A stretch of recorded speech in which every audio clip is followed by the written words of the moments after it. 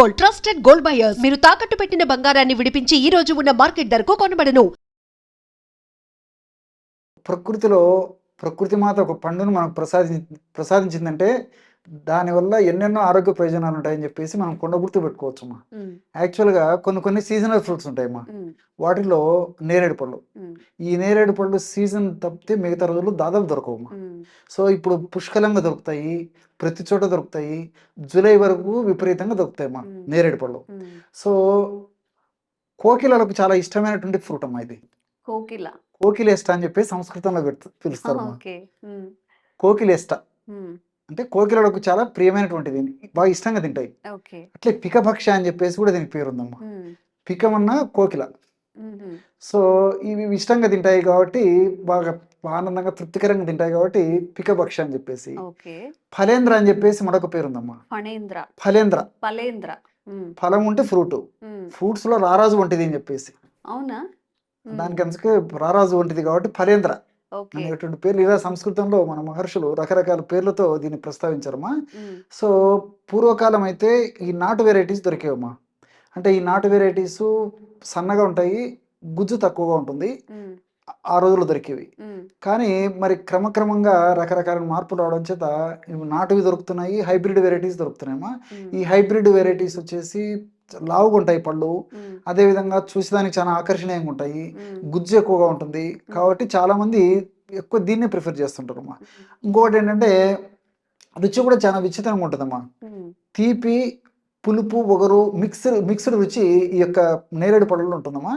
కాబట్టి మన పెద్దలు కూడా చెప్పేది ఏంటంటే, వాళ్ళు వివిధ రకాలైనటువంటి అనుభవాల రీత్యా నేరేడు పళ్ళ సీజన్లో కనీసము మొత్తం ఆ 2-3 నెలల సీజన్లో కనీసం 1-2 సార్లు కంపల్సరిగా చిన్న పిల్లల నుంచి పెద్దల వరకు నేరేడు పళ్ళు తినాలని చెప్పేసి ఒక ఇది పెట్టారమ్మా. సార్, ఇప్పుడు నేరేడు పళ్ళు తినడం వల్ల కడుపులో ఏదైనా హెయిర్ ఉన్నా, అన్వాంటెడ్ గా ఏదైనా వెళ్ళిపోయినా తిన్నప్పుడు అవి కూడా కరిగిపోతాయి అంటారు. అవునంటారమ్మా. నిజమేనా? అవునమ్మా, చాలా మంది అదే చెప్తారమ్మా. ఎందుకంటే ఈ నేరేడు పళ్ళలో ఉన్నటువంటి కొన్ని రసాయన పదార్థాల గుణం ఏంటంటేమ్మా, మనకు తెలిసి తెలియక సంవత్సరం నుంచి అమ్మా ఇప్పుడు చిన్న చిన్న వెంట్రుకలమ్మా అన్నంలో కలిసిపోయి కానీ లేదా ఇతర పదార్థాల్లో కలిసిపోయి కానీ తీసుకున్నప్పుడు ఏమంటే మనకు తెలియకుండా వెంట్రుకలు కడుపులోకి పోతాయి. వెంట్రుకలు కడుపులోకి పోయిన తర్వాత ఆ ప్రేగుల్లో అంటుకోవడం చేత ఒక తయారు జీర్ణం కాకపోయి దానివల్ల అనేక రకాల ప్రాబ్లమ్స్ వస్తాయని చెప్పేసి చెప్తుంటారమ్మా. సో ఈ నేరేడు పళ్ళు ఆ విధంగా తినడం వల్ల ఈ నేరేడు పళ్ళలో ఉండే రసాయన పదార్థాలు ఆ వెంట్రుకలను కూడా జీర్ణం చేసేటువంటి శక్తి ఉంది. కాబట్టి తప్పకుండా ఖచ్చితంగా తప్పనిసరిగా తీసుకోవాలని చెప్పేసి పెద్దలు ఒక సాంప్రదాయాన్ని ఏర్పాటు చేయడం జరిగిందమ్మా. ఖచ్చితంగా అందరు తీసుకోవాలని చెప్పేసి. సో నేరేడు పళ్ళు కూడా అమ్మా, సో దాదాపు 84% నీరే ఉంటుందమ్మా. అట్లే ఒక 14%, 15% పిండి పదార్థాలు ఉంటాయి, ఒక 5% ఫైబర్ ఉంటుంది. తర్వాత క్యాలరీస్ కూడా తక్కువ ఉంటాయమ్మా. వీటితో పాటు పోషకాంశాలు అంటే ఇప్పుడు కాల్షియం కానీ, తర్వాత ఐరన్ కానీ, సోడియం కానీ, మెగ్నీషియం కానీ, విటమిన్ సి కానీ, తర్వాత విటమిన్ కే కానీ, ఇలాంటివన్నీ కూడా బాగా సమృద్ధిగా పుష్కలంగా ఉంటాయమ్మా. సో మనకు పోషకభరితంగా ఇది ఉపయోగపడుతుంది. అదేవిధంగా అందులో కొన్ని రసాయన పదార్థాల ప్రభావం చేత మన ఆరోగ్యాన్ని పరిరక్షించేందుకు కూడా ఈ యొక్క నేరేడు పళ్ళు బాగా ఉపయోగపడతాయమ్మా. ఈ నేరేడు పళ్ళలో ఈ గ్యాలిక్ యాసిడ్, లిటియోలిన్, తర్వాత యాంథోసైనిన్స్, ఫ్లేవనాయిడ్స్ అనేటువంటి రసాయన పదార్థాలు ఉన్నాయమ్మా. అసలు ఈ గ్యాలిక్ యాసిడ్ అనేటువంటి పదార్థం ఉండడం వల్లనే ఈ యొక్క ఒగురు గుణం దానికి ఉందమ్మా. గ్యాలిక్ యాసిడ్ అనేటువంటి పదార్థం ఉండడం చేతనే దీనికి ఆ నేరేడు పళ్ళకి ఒగురు గుణం వచ్చిందమ్మా. అట్లే ఈ యాంథోసైనిన్స్ అనేటువంటివి ఉండడం చేత ఆ నేరేడు పళ్ళు నల్లగా ఉంటాయమ్మా. సో యాంథోసైనిన్స్ అనేటువంటి రసాయన పదార్థం ఉండడం చేత నేరేడు పళ్ళు ఆ వెరైటీ పూర్తి నలుపు అని చెప్పడానికి కూడా లేదమ్మా. సో నలుపు, నీలము కలిసినటువంటి రంగు అని చెప్పుకోవచ్చమ్మా. ఆ రంగు వచ్చేదానికి ఎందులో ఉన్నటువంటి యాంథోసైనిన్స్ ఉపయోగపడతాయమ్మా. సో ఇక్కడ పిండి పదార్థాలు దాదాపు 14 గ్రాములు, 15 గ్రాములు ఒక 100 గ్రాముల నేరేడు పళ్ళలో ఉంటాయని చెప్పాను కదమ్మా. ఈ పిండి పదార్థాలు కూడా రిఫినేజ్ అనేటువంటి పిండి పదార్థాలమ్మా. అంటే ఈ రిఫినేజ్ అనేటువంటి పిండి పదార్థాల గుణం ఏంటంటే త్వరగా జీర్ణం కావు. సర్వసాధారణంగా డయాబెటిక్ పేషెంట్స్, షుగర్ వ్యాధిగ్రస్తులు పిండి పదార్థాలు ఎక్కువ తీసుకోకూడదని చెప్పేసి వైద్య ప్రపంచం చెప్తుంది అమ్మా. మరి ఇందులో పిండి పదార్థాలు కూడా బాగానే ఉన్నాయి. అంటే 100 గ్రాములు దాదాపు 14 గ్రాములు, 15 గ్రాములు ఉన్నాయమ్మా. సో అయినా ఆ రిఫినేజ్ అనేటువంటి పిండి పదార్థాలు కాబట్టి తీసుకున్నప్పటికి కూడా జీర్ణం కావమ్మా. అది విసర్జన రూపంలో బయటకు వెళ్ళిపోతాయి. సో తీసుకున్నాం. అందుకే షుగర్ పేషెంట్స్ కూడా నిరభ్యంతరంగా చక్కగా కావాల్సిన దగ్గర తీసుకోవచ్చు అని చెప్పేసి కూడా డాక్టర్లు సూచిస్తుంటారు అమ్మా. సో కాబట్టి షుగర్ పేషెంట్స్ కూడా తీసుకోవచ్చు. తర్వాత ఇంకోటి ఏంటంటే ఇందులో లిటియోలిన్ అని చెప్పేసి ఒక కెమికల్ ఉందమ్మా. లిటియోలిన్. ఈ లిటియోలిన్ గుణం ఏంటంటేమా, మన జీర్ణ వ్యవస్థలో అమైలేజ్ అనేటువంటి ఒక ఎంజైమ్ ఉత్పత్తిని తగ్గిస్తుంది. అసలు అమైలేజ్ అనేటువంటి ఎంజైము మన జీర్ణ వ్యవస్థలో ఎందుకు పనిచేస్తుందంటే, పిండి పదార్థాలను బాగా జీర్ణం చేసేదానికి. ఓకే. మనం ఇడ్లీ తింటాము, తర్వాత ఈ పూరీలు తింటాము, గోధుమతో తయారు చేసినటువంటి కొన్ని ఇతర పదార్థాలు తీసుకుంటాము, భోజనం చేస్తాము. తీసుకునేటువంటి పదార్థాల్లో కూడా ఎక్కువ శాతం మనం కార్బోహైడ్రేట్స్, పిండి పదార్థాలు ఉన్నటువంటి ఆహారాన్ని తీసుకుంటుంటాము. సో ఈ పిండి పదార్థాలు బాగా జీర్ణం అవుతున్నాయంటే, దానికి మన దేహంలో ఉత్పత్తి అయ్యేటువంటి, అంటే జీర్ణ వ్యవస్థలో ఉత్పత్తి అయ్యేటువంటి ఈ ఆల్ఫా అమైలేజ్ అనేటువంటి ఎంజైమ్. సో ఈ లిటియోలిన్ అనేటువంటి రసాయన పదార్థం ఈ యొక్క నేరేడు పళ్ళలో ఉండడం చేత ఇదేం చేస్తుందంటే, ఈ ఆల్ఫా అమైలేజ్ అనేటువంటి ఒక ఎంజైమ్ ఉత్పత్తిని తగ్గిస్తుందమ్మా. ఎప్పుడైతే ఎంజైమ్ ఉత్పత్తి తగ్గిపోతుందో, మీరు పిండి పదార్థాలు ఎక్కువ తీసుకున్నప్పటికీ జీర్ణం చేసేటువంటి ఎంజైమ్ లేదు కదమ్మా, అప్పుడు చాలా స్లోగా జీర్ణం కావడము ఆ పద్ధతిలో జరుగుతుంది. కాబట్టి షుగర్ త్వరగా పెరగకుండా ఉండేందుకు కూడా ఇది పరోక్షంగా ఉపయోగపడుతుంది.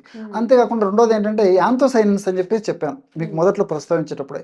ఈ యాంథోసైనిన్స్ గుణం ఏంటంటే మా జీర్ణ వ్యవస్థలో ఇంక్రెటిన్స్ అని చెప్పేసి ఒక హార్మోన్స్ ఎక్కువ డెవలప్ చేస్తాయి.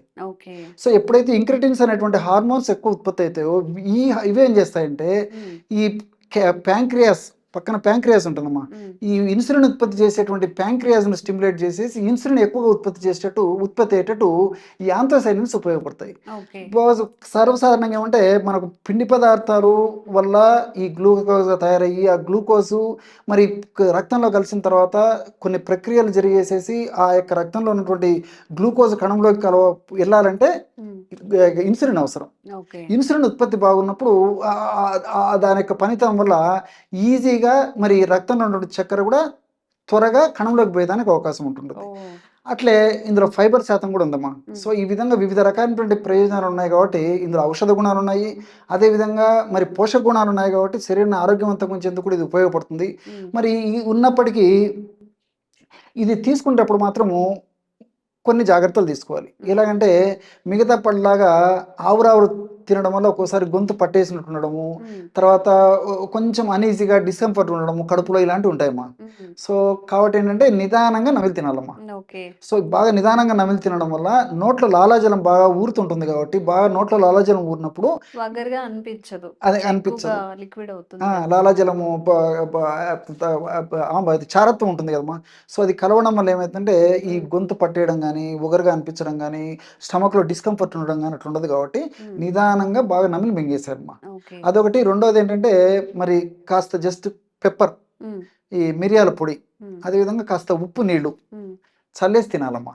చాలా మందికి తెలియదు అది. పెప్పర్ ఇంకా మిరియాల పొడి, ఉప్పు అమ్మా. నీళ్ళలో ఉప్పు వేసేసి లిక్విడ్ తయారు చేస్తాం, ఉప్పు నీళ్లు, సాల్ట్ వాటర్ జస్ట్ కొద్దిగా స్ప్రింకిల్ చేసి తింటే టేస్ట్ బాగుంటుంది, గొంతు పట్టేయడం ఉండదు, కడుపులో వికారంగా ఉండదు.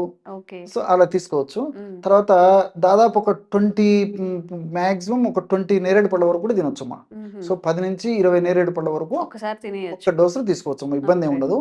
సో ఈ పద్ధతిలో అవగాహన స్పృహతో ఆ యొక్క నేరేడు పళ్ళను సీజనల్లో సద్వినియోగం చేసుకోవడంలో చాలా చాలా ఉపయోగాలు ఉన్నాయమ్మా. రెండోది ఏంటంటే, చెప్పాను కదమ్మా, ఇందులో ఫలేంద్రాన్ని ఫస్ట్లో చెప్పాను, ఫలాల్లో రాజు వంటిదేని ఉన్నటువంటి ఫ్రూట్స్లో మనకు అవైలబుల్ ఉన్నటువంటి ఫ్రూట్స్లో హైయెస్ట్ యాంటీ ఆక్సిడెంట్స్ ఎందులో ఉంటాయంటే నేరేడు పళ్ళలో ఉంటాయని చెప్పేసి కూడా చెప్తారమ్మా. సో మనకు యాంటీ ఆక్సిడెంట్ చాలా అవసరం.